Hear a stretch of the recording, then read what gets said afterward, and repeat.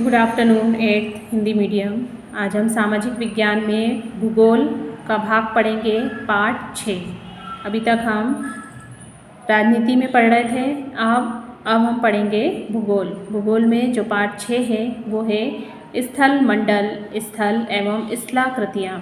स्थल मंडल किसे कहते हैं, पृथ्वी की संरचना किस प्रकार हुई, शेल चट्टानें कैसे बनी, क्या हुआ, स्थलाकृतियों के मुख्य स्वरूप कौन कौन से हैं और आंतरिक जो शक्तियां हैं वो कौन कौन सी हैं।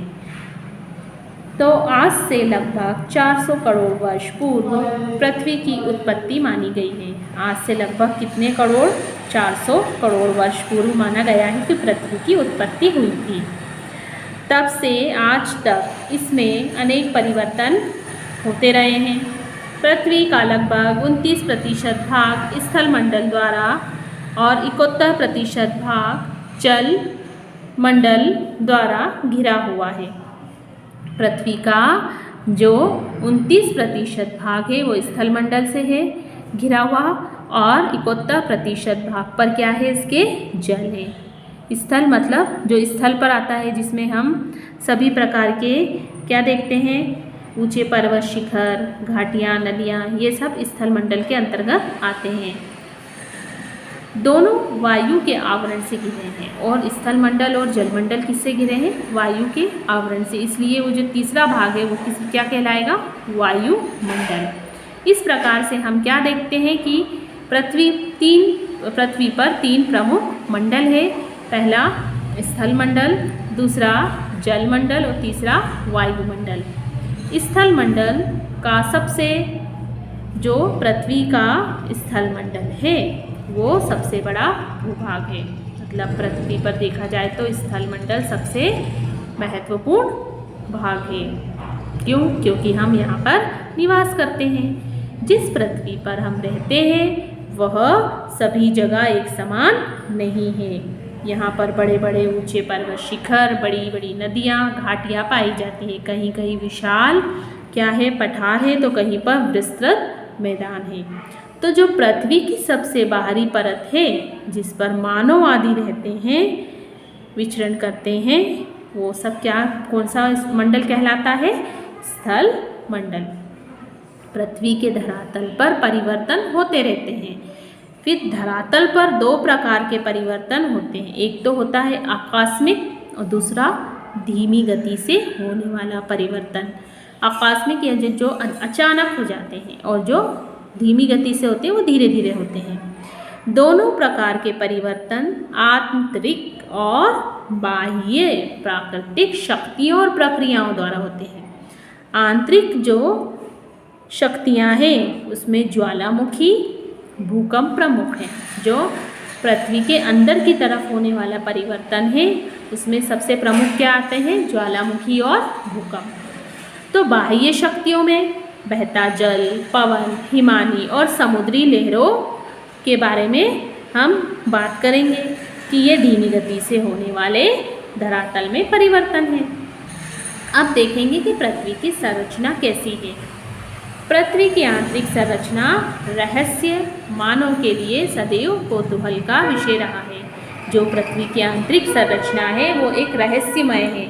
उस रहस्य को जानने के लिए मानव में सदैव कौतूहल रहा है।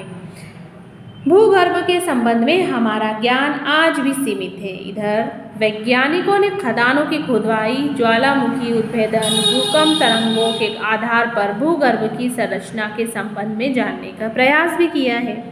पृथ्वी की संरचना के बारे में कई वैज्ञानिकों तथा विद्वान भूगोलवेताओं ने अपने तर्क, कल्पना और विचारधाराएं प्रस्तुत की है।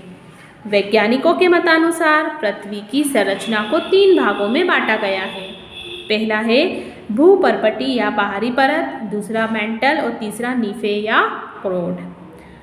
तो पृथ्वी की सबसे बाहरी और ऊपरी परत को भूपर्पटी या स्थलमंडल कहते हैं, और इसी पर प्राणी रहते हैं, यानी ये जीव जगत पाया जाता है। महाद्वीपीय महासागरों के पैंदे स्थलमंडल के ही अंग है। यह मंडल हल्की जलद शैलों से बना हुआ है और इसकी मोटाई कितनी है, 60 से 70 किलोमीटर, जैसा कि यहाँ दिया है। ये पृथ्वी की आंतरिक संरचना है। ये इसका बाह्य भाग है, ये ऊपरी परत है, ये भूपर्पटी है, अंदर का भाग नीफे, फिर ये सीमा और ये सियाल। तो हम किस बारे में पढ़ रहे हैं? ये ऊपरी भाग के बारे में पढ़ रहे हैं कि ये 10 से 70 किलोमीटर की मोटाई है इसकी। महाद्वीपों की रचना इसी से हुई है। स्थलमंडल की ऊपरी परत को सियाल कहते हैं। अब स्थलमंडल की जो ऊपरी परत है ये वाली, इसको सियाल कहते हैं। इसमें सिलिका और एल्यूमिनियम की धातुओं की प्रधानता है। इसमें कौन सी ज़्यादा धातुएं देखने को मिलती है? सिलिका और एल्यूमिनियम। इसका घनत्व, औसत घनत्व कितना है? 2.7 ग्राम प्रति घन सेंटीमीटर। सियाल के नीचे की जो परत है वो ये वाली है, सीमा। ये क्या कहलाती है परत? सीमा। इसमें सिलिका और मैग्नीशियम धातुओं की प्रधानता है। भूपर्पटी या बाहरी परत के नीचे मेंटल आता है। इसकी गहराई 70 से 2900 किलोमीटर है और ओलिवाइन पायरोक्सिन खनिजों की इसमें प्रधानता है। इसका औसत घनत्व है 2.9 से 4.7। इसके नीचे पृथ्वी का क्रोड है। सबसे नीचे ये नीफे जिसे कहा जाता है, ये पृथ्वी का क्रोड है, बीच का हिस्सा। इसे धात्विक क्रोड भी कहते हैं। इसमें फेरियम और निकिल की प्रधानता है। ये धातुएं इसमें पाई जाती है। इसका भार और घनत्व सबसे अधिक है। इसका औसत घनत्व है 13.0 और भाग इसका क्या है? 2900 किलोमीटर गहराई में 6400 किलोमीटर यानी 6400 किलोमीटर अर्थात पृथ्वी के भीतरी केंद्र तक गहराई तक फैला हुआ है। इसका आंतरिक भाग का तापमान हमेशा बढ़ता है। पृथ्वी के अंदर प्रति 32 मीटर की गहराई 1 डिग्री सेल्सियस तापमान तक बढ़ जाता है।